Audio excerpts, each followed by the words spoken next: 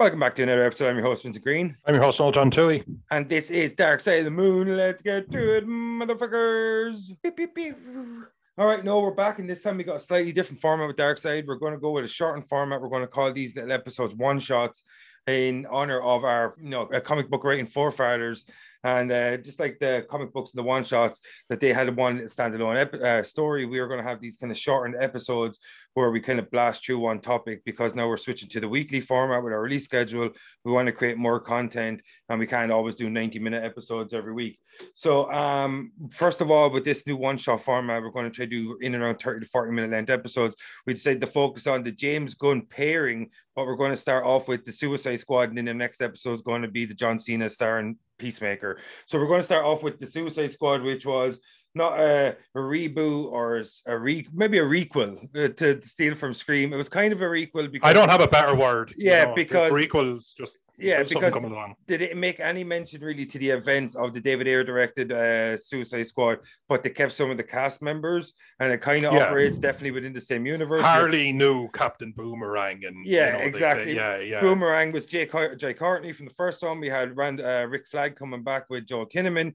We had Margot Robbie coming back as Harley Quinn. We had Amanda Waller, played by what's her fucking name? She's a world-class actor from How to Get Away with Murder. I can't remember. She has resting, I'm scheming face. Yeah, resting. I'm about to strip your bones from meat from your bone face. She's terrifying in what's her fucking name? She's terrifying in How to Get Away with Murder. She plays Annalise in it, the main character, and she's so good. Viola Davis. Sorry, Miss Viola Davis, because I watched 6 seasons of How to Get Away with Murder, and she just continuously impressed me in it. But so this cast, a lot of the actors carried over from the David Ayer directed movie, but there's no real continuity from the events between the two Suicide Squad movies. So what did you think of the James Gunn directed movie? And we'll talk a little bit about how he came to get the job with the MCU controversy at the time, but go ahead. Suicide Squad 2016 or whatever it was, I don't care, don't correct me, was just such a shit show. The Suicide Squad, that's the difference. The Suicide Squad. Yeah. I thought, bury this. To quote Amanda Waller from the first one, throw it into a deep dark hole and throw away the hole. So the first one was the Suicide Squad, and the next one was the Suicide Squad. Sorry. Right, fair enough. So then when they came out, the Suicide Squad, the words James Gunn was thrown around, and I said, well, if it's going to be anyone, it should be James Gunn. He injects a lot of fun into the formula. He has fun with it. It just seems like it's a passion project, but also something that he wants to be able to laugh at himself. Yeah. And it needed that. And I think, oh God, talk about fixing. It doesn't just paper over the cracks. And so many times I ended up telling people, no, seriously, you should watch it. Yeah. No. I know. I agree with you. No, I know. Exactly what I said about the first one, but you should see it. He made a believer out of me. I was so impressed with it. Polka Dot Man alone. You should just go watch it. Played by David Smolchinian. Oh God, the scenes where everything becomes the scene in the disco, in the nightclub where everyone becomes his mother. Yeah. Just all of the awards, please.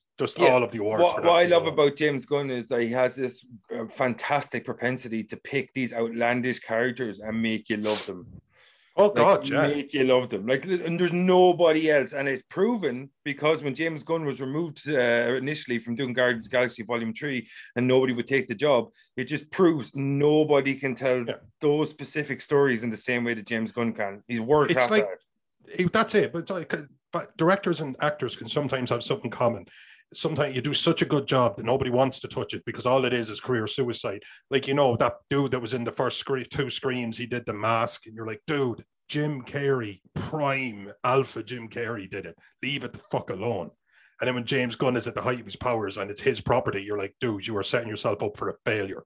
Yeah. Do not go near it. Yeah. So don't try and out, make a different villain than James Gunn, but don't try to out James Gunn. That is just going to be a disaster. It's impossible. It's impossible because he's such I don't even want to call him a quirky filmmaker, but he's such an intriguing filmmaker. Yes. He makes you laugh in situations that you could never understand how he even came apart about the premise for that situation. Yes. He comes up, he's got so much originality in every single scene in most of his movies. Like, don't get me wrong, like, you know, he wears his influences on his sleeve. You can clearly see that, like, you know, the body horror elements and stuff like that, and all of his, like, and the alien elements were all the way through Suicide Squad with the face hugger Starros, and like, you know, this design of Bloodsport suit was even xenomorphic in nature. It's just that, like, that's all true. Yeah, you know what I mean. So, like, even though he wears his influence on his sleeves, he manages to fit so much originality into every fucking single movie he does. And he managed, like, tonal shifts is a thing that I always go. I've gone on previous podcasts, but I'm sorry, it's my go-to. It's like the Transformers franchise. Yeah. It tried to do tonal shifts from being like that slapsticky, silly, and then the music shifted, and now we're supposed to, like, oh no, Optimus, and you don't give a fuck. Yeah, exactly. But with James Gunn, I felt like this movie had moments of levity, of course, mostly levity, and then it shifted, and there was something a little bit dark and a little bit like, whoa. Yeah, like head scratching and upsetting even, and then it goes back to being silly, and the whole time it's like a roller coaster, and it's all going smoothly. There's ups and downs, but it's fine. Everything here is working, and it's 2 hours that just flies by. It's I don't know, it's all, I almost romanticize it in my head because I'm 3 times after seeing it now, and I still enjoyed it. Yeah, because and that's a Suicide Squad. If you told me that a couple of years ago, I'd say, oh, I'm obviously about to have a very serious head injury in the next little while. When you speak about, like, moments of levity following up by dark, or even like dark moments followed by moments of levity in reverse, like where you see Nanaway when he goes to the aquarium inside of Jotunheim near the end of the movie, and he sees all those little creatures, and it has this like na na na na na, and it has this like beautiful, like, kind of magical moment, and then like a few minutes later those little creatures are trying to eat him. You know what I mean? Like, geez, he took a kicking. King Shark. Even just, I love when he asked the question, he just goes, hand. Yes. Yeah, that's your, and then he just like nods at everyone else, like, yeah, I'm like, also. Yeah, he's like, I'm also asking questions. I don't know, man.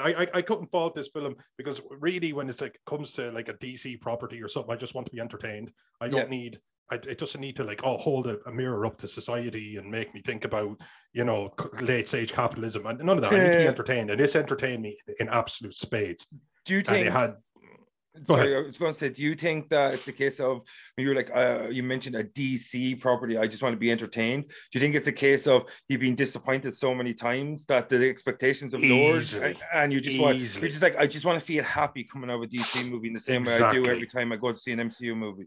Like Marvel now are at a stage where you can almost feel like, even if I watch something and I like, all right, I enjoyed Hawkeye more than I enjoyed, you know, WandaVision. Although that's not even true. I'm just throwing examples. Yeah, I was like, but at this point, they've released so much good shit that I'm just like, go for it. Yeah, okay, there was an Iron Man 3 in there, but still, go for it. No, you guys are like batting 90%. That's great. Just do it. DC hasn't earned that. I just want DC to make a good fucking film. Yeah, and enjoy it and move on. Even if it's not great, just enjoyable. Like Shazam. Just enjoyable. Shazam wasn't great, but I enjoyed it. And I was like, Shazam was Shazam. As well. Shazam is never going to be a very heavy property. It's going to be a very happy property. Yeah. So there's only so far you could go, and it still be Shazam. Yeah. And that's fine. So that's what you should be signing up for. Yeah, exactly. Same, absolutely the same. Because I was lowered expectations and just enjoyment. That's what I'm the same. Like exactly. Yeah, because there's so many times when you go into a DC property, you're like I loved Man of Steel, but BVS, the original Justice League directed by Joss Whedon, Wonder Woman 2. You know what I mean? Like aside from Man of Steel, Aquaman, Wonder Woman, the initial one, and with Shazam, the Snyder Cut. Yeah, and the Snyder Cut. Like literally, just like I just talk about the initial releases, but the original James Gunn did with like Polka Dot Man. I don't know, Rat Girl. What was her? Ratcatcher, Peacemaker, guys. Ratcatcher 2.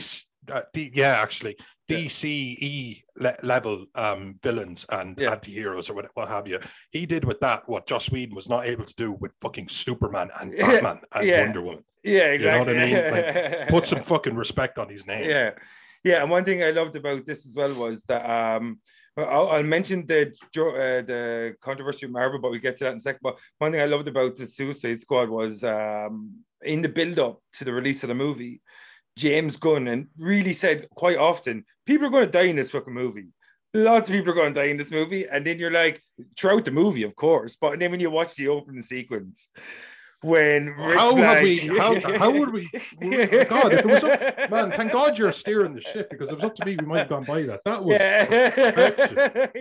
So what we see is that from the perspective of Michael Rooker's character, I can't remember his name, but he kills Savant or Savant, Savant, so he kills a bird in his cell. He gets recruited as the member by hitting a ball off a wall, exactly, because he's like a ricochet dude or something. But so he does all this shit, and he gets recruited as a newest member of Suicide Squad. So we're like, okay, he's going to be a central protagonist of the movie. Oh, absolutely, big actor. To set him up, it starts with him. It's from his perspective. Collaborate with James Gunn. He's in almost all his movies. So, of course, like if I knew Michael Rooker, right, and the way he's developed into an actor in his later years, and he's become like absolutely like amazing at the way he can do different roles in different ways. Oh yeah, like, if you could use him, you would, and I can totally understand what James Gunn does. But the way they introduced him, like as if he's going to be a central protagonist, we were like, he's an oftentimes collaborator with James Gunn. This makes kind of sense. We see the whole world, the reintroduction of this world through his mind, through his eyes, his point of view. We get to see Joel Kinnaman's, Rick Flag. We get to see her,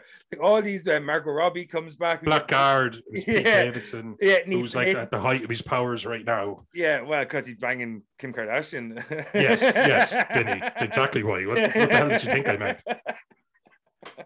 Because that's like just the only impressive thing he's done. Like, oh, sorry, Kate Beckinsale. And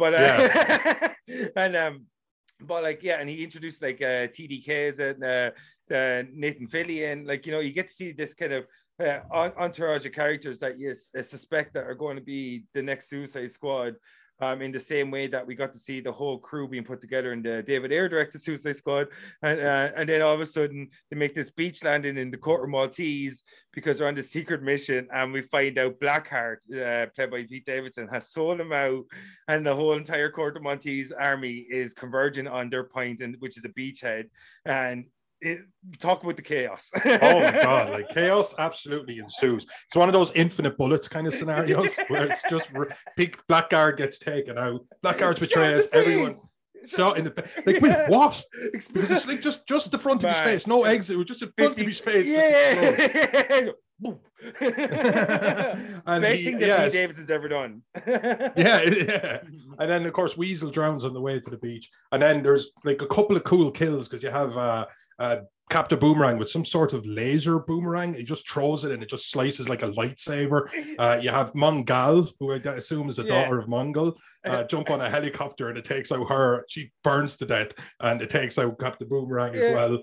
And then the disconnecting kid or the whatever, just the lamest power, just going up and slapping people a little bit.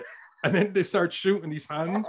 That had me on my knees the first time I saw it. Oh man! Like for me, when I went to see the Suicide Squad with Lorraine, it's like this is the most I think I laughed at a superhero movie since Guardians of the Galaxy.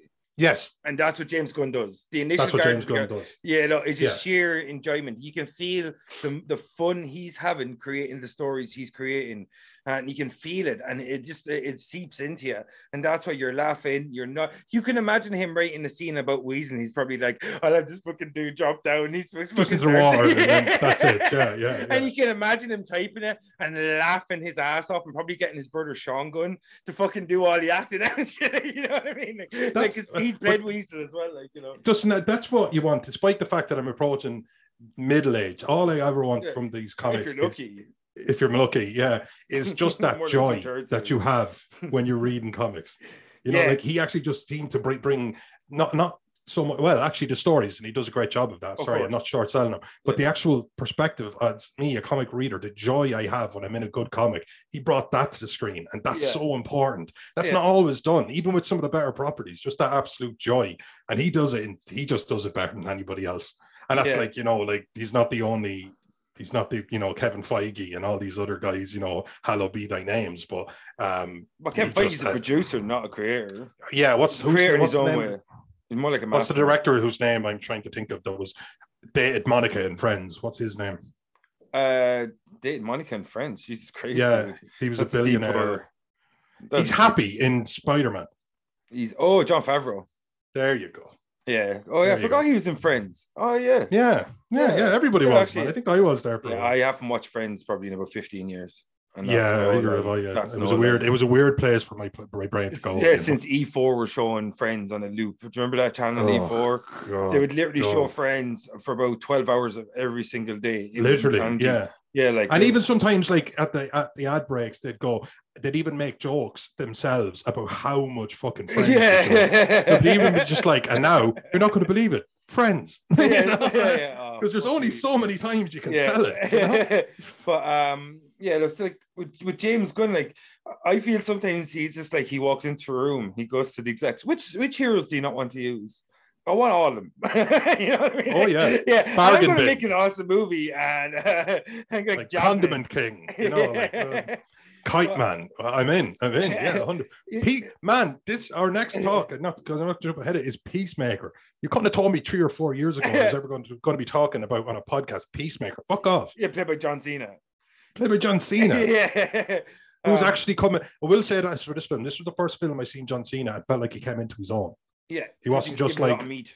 He was given a lot of meat, and even just that scene where him and that beautiful creature Idris Elba played. I was about to say Deathstroke, but he's not Deathstroke. No, Bloodsport, and they were having a kill off. And it's just him with the axe, and there's a guy in bed, and he just hits him like 6 or 7 times. And it's absolute sheer destruction. And he's like, no one likes to show off, and that's what they're showing off is dope as fuck. And all of a sudden, I was like, wow, this is like actual rapport. Like, this is actual rapport. This is actual charisma coming out of the man that was a little bit wooden to start out, because, you know, he was just a wrestler transitioning as they do. But I was just like, good for you, John Cena. I was entertained as fuck by him. Yeah, but so what you touched on there is you talked about Peacemaker and you talked about Bloodsport that we mentioned a bit earlier. Like, so pretty much after the beachhead scene, the initial cast that we meet is nearly all but dead, apart from Margot Robbie and Joel Kinnaman, I think, is all that's left. And they're a herring, and you didn't see it coming. Yeah, exactly. And so the next sequence, then we find out there's Team 2. And Amanda Waller, played by Viola Davis, she's like, okay, tell me what Team 2's doing. And then we find out that there's another team, like on the west or something of Corto Maltese. Oh, yeah, on the other side of the and they're also making a landing. Yeah, just walked onto shore because the entire army. And even when I'm saying this out loud, I'd say Amanda Waller knew the Black Guardian had sold everyone out. Like, there's no, she's a wicked bitch. Like, is that his name? Black Guardian, Pete Devin, was it? Black Guardian, yeah. I thought it was Blackheart for some reason. That's Ghost Rider, isn't it? Yeah. That's Satan. Mephisto's son is Blackheart. Yeah, and so now we get so now we get to see the introduction of the real Suicide Squad that was going to take place in this movie, and that's the one with Idris Elba, King Shark, played by Sylvester Stallone.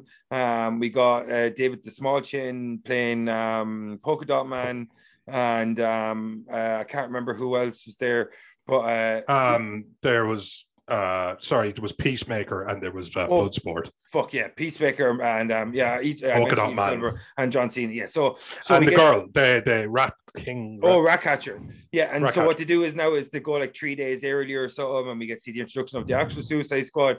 And so when this Suicide to jump over that a little bit, we get to see, you know, the relationships. John Cena, Idris Elba doesn't get along, whatever. But now when they're on the Corto Maltese, they're pretty much tasked to go in and complete the mission, go to Jotunheim and get this secret weapon that's been hidden. And at the same time, I think they were tasked with rescuing Rick Flag from custody, Joel Kinnaman. I think that was the case, wasn't it? Or finding him.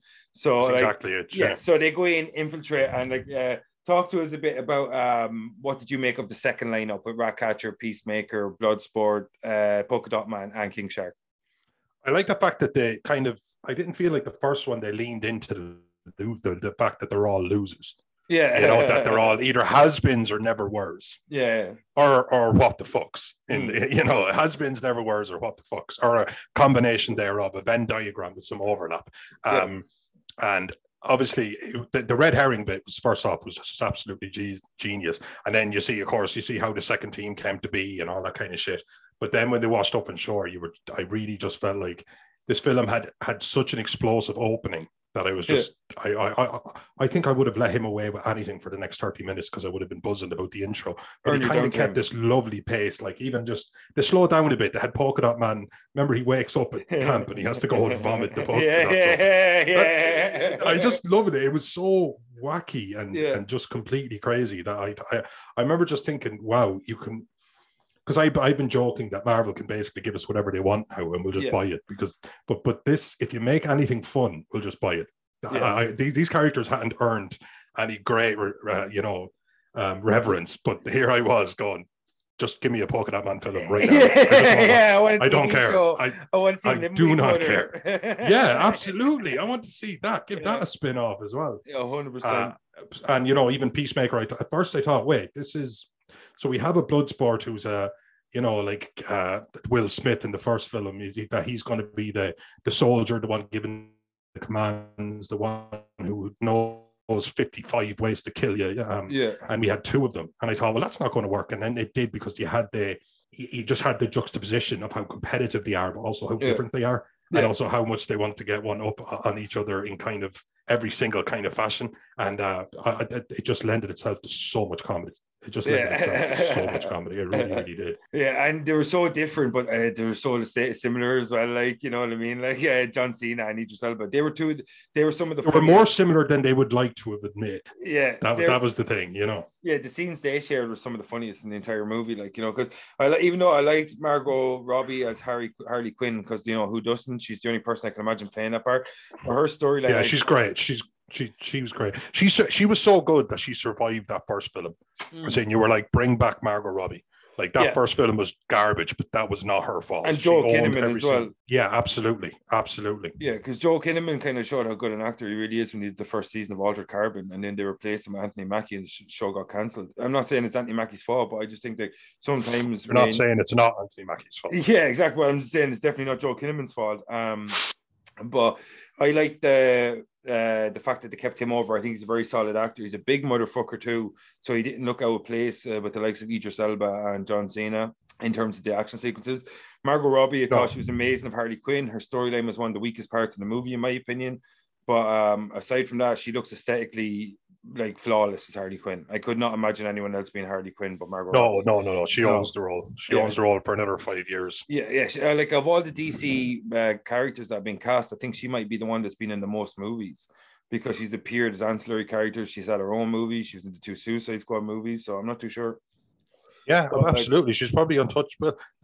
And Ratcatcher as well. There wasn't only one female protagonist that was on the show. Ratcatcher was very endearing. Yeah, you kind of bought her kind of story, And we got to see her story with Taika Waititi playing her father, Ratcatcher. Yeah, and you know what? It was great the way they were able to show that story while the other story was literally in transit. It was like played on the window of the bus on their way to the nightclub and stuff like that. And I love that. I love when they were able to overlay. They were able to show you a second story without bogging down the initial story. Yeah. And that was kind of that's what I'm talking about. That's when suddenly it wasn't a slapsticky kind of film. You felt that. You felt like the film had earned it. It was a little bit of a shift in the tone. And then it shifted back out of it. And that felt seamless to me. And like, despite, I can imagine, we all like to be a director or something. I could imagine being a fun director. I could imagine trying to have fun with the property, but that shit is the skill. That's when you're sitting there and you're actually, there is some art to this. This is when you realize James Gunn is the real deal, because it's not, anything can be just never-ending slapstick funny, but it's not going to enthrall you unless there's some story. And the film did have some story, despite how silly it ultimately was. It actually did. He's great humanizing not just silly characters, but also the monsters in his movies. Like, we did absolutely. Even Starro. Yeah, Starro. Yeah, the backstory with Starro. I thought was Starro. What did you think of Starro as the villain? Now, it's something was brand new. Something we got to see a kaiju in a DC movie was kind of cool. Yes, absolutely. That's your mum. Yeah, I was freaking out when Ratcatcher sent all the rats. I was like, why would you send Sebastian? Why would you send him? Why so many other rats? They don't know. Why would you send him? He got a jacket. You humanize him. Don't send him in like he's one of the others. Yeah, don't say, exactly. Like, that's like me like having a pack of like 100 wild dogs that I have no attachment to. And I go, hey, Sammy, lead them into that death trap there, will you? Yeah. You know Sammy what I mean? First. Like, Sammy, you're only just my dog for the last 9 years or whatever. No biggie. Just lead him into a death trap there. Just go, you know what I mean? It's like, hey, let me hold a bitch, Sammy. Yeah, but yeah, that part fucked with me. But yeah, no, I like the way James Gunn humanizes these monsters, these silly characters, and he gives them like a lot more depth than you'd ever expect or think. Like Starro is something else. Starro is Yeah. something else. As in, Starro isn't trying to take over all the Earth's natural resources so we can rule the world or something. It's doing what is inherent in its nature. It's so far up the food chain from us that we can't even conceive it. Yeah, and if he's evil, we're evil. You know what I mean? It's that's the thing. So there was even a little bit of morose at the just wants to reproduce. Yeah, that's it. It's just doing what it does. I love the line. The xenomorph. The xenomorph doesn't. I don't know who's worse, us or them, because you don't see them fucking each other up for fucking over each other for a percentage. And I always loved that's that from line, Aliens to that was Weaver. Yeah, because it was true. That was what's so scary. There's something that just it doesn't hate you. Yeah, you're just a part of its process. Yeah, exactly. Yeah, and I one thing I loved about Starro is you mentioned the way like the kind of humanized it was. Do you remember near the end when it was dying? It was like I was just happy floating in space, looking at all the stars, and like because they captured it, they brought it in. And he was just floating through space, being Starro. You know what I mean? Like, so that was exactly it. Yeah, yeah. And then they're treating it like it's a monster because it's been locked up for 30 years, and now that it's out, it's angry. What was the dude that was trapped in it? The guy with all the bulbs in his head. He was played by one of the Doctor Who's. Played by Tony Capaldi, I think it was. Yeah. Peter Capaldi was Peter Capaldi. Yeah, sorry. Capaldi, close, but not cigars. You were close. You got there. No, I wouldn't have thought of it if you didn't say Capaldi. He's just kind of enhancing his own brain. Genius kind of thing. So he had spent 30 years trying to with all the bulbs and stuff. Man, like that's a pure James Gunn villain, 100%. Like, you know what I mean? Like I just think he just loves outlandish shit. He just chuckles his fucking ass off probably when he's writing this shit. Like, you know what I mean? And how like he's so good at making things that look so cartoonish and putting them in live action and just like having so much fun with it. And I think like the way we talked about the depth of his movies and what he did with like nanoway scenes and making us really feel for King Shark in a way no one else has ever done before. And the same with Starro and stuff like that. But just like the thing, like, you know, where he has the thinker and he has all these bulbs sticking out his fucking head. And it's like nobody makes any notice about it. Like, nobody pays any attention to it. They're just there, like, you know what I mean? And I just fucking love that shit where he just puts like insane shit in the middle of real world situations. And he either just like amps it up to the 10th degree where everybody's commenting on it or nobody is. You know what I mean? Like, yeah. And also, so the films like this also make me think like we think we're this like, oh, that's too crazy. We'd never accept that. But I think we are a very accepting species.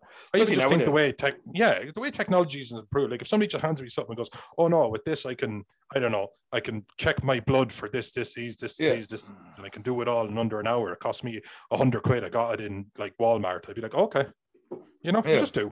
You think you will. When you're surrounded by so much insanity, there's a point where you just kind of going, okay, I see what the rules are. I see that there are very few rules, so I'm just going to go with it. And I thought that's why an insane character like Harley becomes super sane. Yeah, you become whatever it is you need to be to just get through the fucking day. That's why I thought she was such a great character. What did you make of the big climax when we got to see them all taking on Starro? We got to see them all showcasing their powers, Bloodsport, all these. I love the way all his suit is pretty much just guns built into it. And you see him put them all together finally. Yeah, exactly. Into one kind of super gun. Yeah, exactly. And we got to see him kind of fight the Starro horde and stuff like that. So, what did you make of Harley's big moment where she finally got to understand why God gave her the javelin and what the javeler was talking about before he got killed? Is that where is that where she's escaping, or is that where she jumps into the eye? Yeah, it jumps into the eye. Oh yeah, no, that was what I mean. That was just beautiful cinema, and that's very James Gunn as well, because he's done like with Guardians of the Galaxy, you were able to go into deep space and different planets and stuff. Yeah. So scenery wise, it was your imagination was the only limitation.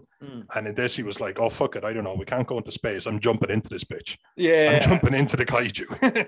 and that seems incredible. Like the way the rats fall away, and all the rats. Yeah, the rats are swimming in and chewing it up from the inside. Absolutely incredible, just flawless. And I love the fact that Javelin died before, like this Javelin is to, like, and she's like, what? He's like beating the shit out of his corpse. But I love the fact that they kind of gave Harley her big heroic moment, because she's never felt like a hero. So in that moment, she finally got to feel like a hero, you know what I mean? And she's an inherently damaged woman from like being with the Joker and all the chemicals and all this shit. But like, I just think like they just gave her that moment where she finally felt like a hero, kind of like similar to Birds of Prey. And it was kind of as epic scene and shit, like, but I just loved the way they paired the music with the fucking when she pops through the eye and all the rats, and it has this like weird kind of fairy tale almost music playing in the background, like, you know what I mean, where it's like this triumphant fucking cartoon type music where all the rats are swimming through the eyeball and they start eating all the fucking nervous system and shit like that. Oh, and yeah. I was freaking out. But they really Starro wasn't the bad guy. The bad guy was that general and that fucking dude, the king of Malt, whatever, that the president. Yeah, like they had bad intentions and should have done better or been better, but they weren't. The Starro was just a Starro.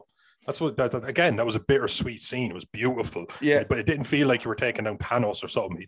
The big bad didn't feel like that bad a big, you know. It's almost like the end of the Matthew Broderick starring Godzilla from the 90s, where they killed Godzilla on the bridge. Spoilers. Yeah. But you feel for Godzilla in that moment, because even Matthew Broderick, even in his character, because they're like, oh, we're killing actually something that we probably shouldn't kill. And the only reason we're killing it is because it's a threat to us and no other reason. Because if it wasn't a threat for us, it's just like this beautifully majestic creature that we should let live and study it and watch it and shit like that. And that's kind of the way with Star Wars. Like, with humans, we constantly put ourselves in conflict with these creatures, and we decide that their existence is a threat to us, even though we're constantly putting ourselves in habitats or situations that we shouldn't be in or don't necessarily need to be in. And I think, like with Godzilla and that movie and Starro and this, is that like if there wasn't for the way we handle certain situations, we wouldn't find these creatures to be a threat. But because we constantly put ourselves in conflict with them, we find that we're constantly destroying creatures instead of trying to understand them. And I think that's what they're kind of doing with Starro at this, that as he says, I was happy floating among space, just looking at the stars. Like, they captured him, they brought him to Earth, they trapped him, they studied him, they got him, he ended up getting released, you know, all these things. They tortured him. Yeah. I mean, I don't know if just put yourself in its position and don't put yourself in its position as a human. Yeah. Put yourself in this position as something that exists outside of anything we could understand. Yeah. And no, of course, yeah. And that's why you made such a cool, effective bad, and that's why you made such a cool, effective bad guy that you didn't have to get into the complexities of it. Because it was just barefaced. It was just there. You just got to have your final showdown. Oh, and the music through this film was entirely kick-ass. But James Gunn does that constantly. His soundtracks are flawless. Like Guardians of the Galaxy also makes Volume 1 and 2 are just perfect. Like, yeah, and no denying that. We always say our best. But before we get the fuck out here, this is a one-shot episode, so it's a shorter format. I just wanted to ask you something that we kind of touched upon the intro on, because we kind of got busy talking about the movie itself. We forgot to mention it. That James Gunn, the reason he got this part was the reason he got cast as director or hired as director for the Suicide Squad was around that time. Guardians of the Galaxy Volume 3 was supposed to be coming out, and there was some controversy with some tweets he made about a decade beforehand, some off-color jokes, and he was fired as the director of the Guardians of the Galaxy Volume 3. And in the meantime, he went and signed a deal with Warner Brothers, well, of course, you know, because they were floundering massively at the time. So with DC, he brought him in to do the Suicide Squad, and then Peacemaker we're going to talk about. But no, what do you make of, at the time, Marvel sacking him, and you think that we were the winners in this, because not only did James Gunn direct the Suicide Squad and Peacemaker, that he also went back and finally got Guardians of the Galaxy Volume 3, and he's going to be doing the holiday special. Well, actually, when the James Gunn thing came out, you know, I think you have to be very careful what you say in a very open kind of format. But I also think that people need to unclutch their fucking pearls, because I do not know a person who has a sense of humor, you included, me included, who has not made a joke just as off color, but definitely inside of a safer space than what James Gunn has done. So I've done it on like WhatsApp groups or something, and it's not that I think that way, it's not that I want that, it's that I'm going for, and I'm not even condoning it. It's probably something you shouldn't do, but I just think when there was millions of people coming after him, I said, please, a percent of you haven't done what he's done. You know, it's just that he did it on the stage, and he should. He was like some of the shit was blue as fuck. For the record, I'm against rape and baby in real life, unless you're really, really, really hungry. Yeah, he doesn't mean that. Jesus Christ, it's an off-color joke. The whole point of that joke is to get the reaction, like, you know what I mean? Exactly. And I make jokes like, you know, me and you talk to some of the guys from other podcasts. Shout out to like Stardom and ROC and, you know, Mr. Good Beer. And, and the other dude's the random podcast as well. Kevin Weir, one of the new guys. Yeah, Kevin Sounds Weir. like a serial killer. Yeah. Yeah. But we make off-color jokes, and but it's never that it's supposed to have a racial undertone or a sexual undertone or whatever the offense bit may be. You're hoping to get as good as you've given back. Yeah. And you're just putting it out there. And yeah, sometimes you have to be careful when you're on an open source platform, but unclutch your fucking pearls. Yeah, I think with a case like James Gunn, he made those jokes 10 years previous to when they came out, or 8 The one years I just made, the one I just told you, the really, really hungry one, 4th of August, 2009. Yeah, that was a civilization ago. Yeah. In how quickly things move now. They have to look at like when his period, his tenure under Disney's banner. When he got hired by Disney, he understood that he can no longer make those jokes. He should no longer make those jokes. And I wouldn't say he fell in the company line, but he understood his employer, and he understood his role. And like, I applaud someone that can change because they're like, okay, I made these jokes back when, and I thought like they were funny then because I was going for a reaction because that's the kind of creator I was trying to be at the time. But now that I've evolved as a person, as a creator, and I've changed, and I understand that the content I make for certain people, I can't act a certain way. And that all that makes complete sense to me. And he did all that. So he pretty much, they're saying, oh, hey, by the way, do you know the way you evolved as a person and you understood you're supposed to be a proper representation of the Disney company, and you're supposed to have like be in line with more family kind of orientated material, or you're not supposed to be so vicious with your sense of humor. And he changed. Unless you're anti-Semitic, which is absolutely fine. Disney. Yeah. You know what I mean? Fucking pearls. Yeah, exactly. So I just think that he wasn't given enough credit for changing and evolving the way he did over the 10 years that with the time that they actually kind of brought up this kind of subject matter, because nobody said it at the time. You know what I mean? Yeah, like, sure. Look, I mean, fucking John Cena said something about Tibet, yeah, and it was absolutely right. Yeah, and I'm going to say one thing. Apologized in fucking Chinese for it. I'm going to say one thing. He apologized in Mandarin. It's just no. I'm going to say one thing in this podcast. Might be Dark Side and Moon exclusive, but I hate to break it to you. Taiwan's a country. China. It's a country. Yeah. It's an independent state. You don't own it. Stop fucking trying to take over other countries. Your country's already massive. You have 1 billion people, and most of them are living in poverty. Look after your own before you start invading other fucking people. Yeah, you motherfuckers. Because Taiwan, and if you want an apology, suck deeply and greatly. Yeah, I don't know Mandarin. I'm not willing to learn, so you're not going to get a fucking apology of me. So suck my dick. Struggling with fucking English, and he's a writer. Yeah, exactly. No apology, I am a very stupid individual. But and it's not. This is it. Everything's a slight. You can't. I mean, make a joke, but don't make it at the expense of somebody who's from a country. Or of an age, or of his gender, or a religion, or a sexuality, or has like a pre-existing condition, or a big nose or a very small nose, and also China, Hong Kong's a country too. Go fuck yourself. Absolutely. But like, so no, before we get the fuck out of here, Taiwan exists, Hong Kong's a country. James Gunn made an awesome movie, and it was fucking hilarious. It was new. It was fresh. We're always looking for something new. And he shows us that he can do cartoonish, outlandish, and serious all at the same time, all completely to the same level of capability, and introduces to many, many characters and use them in completely different ways, but always to their fullest potential. So, like, I think, like, before we get the fuck out of here, Noah, do you have any more thoughts on the Suicide Squad, or we just say peace? I just want to learn and clutch your pearls in Mandarin. I've taken it all back. Go for it. All right, folks. This was Dark Side of the Moon. This is our first one shot, and I'm your host, Vincent Green. I'm your host, Noel John Toohey. And that was the Suicide Squad. See you next time, folks. Peace. Free to bet.